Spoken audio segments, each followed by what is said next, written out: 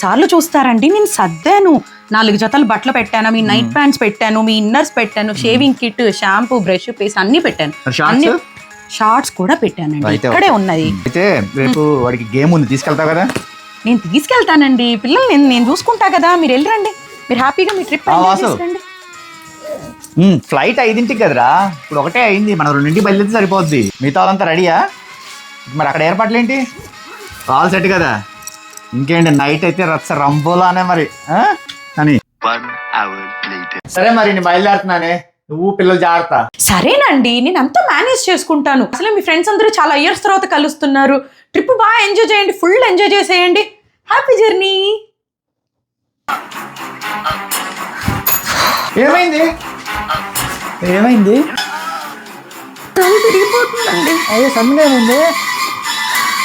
4 రోజుల నుంచి ఒకటే తలనొప్పండి. ఓ 4 రోజుల నుంచి మరి చెప్పలేదు? మీరు ట్రిప్కి వెళ్తున్నారు కదా, మీ మూడ్ పాడు చేయడం ఇష్టం లేదండి, అందుకని. రెస్ట్ తీసుకో, ఇప్పుడు వస్తా.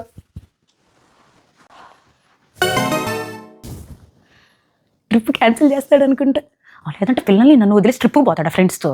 మేమేం చెయ్యాలంట? వస్తున్నాడు.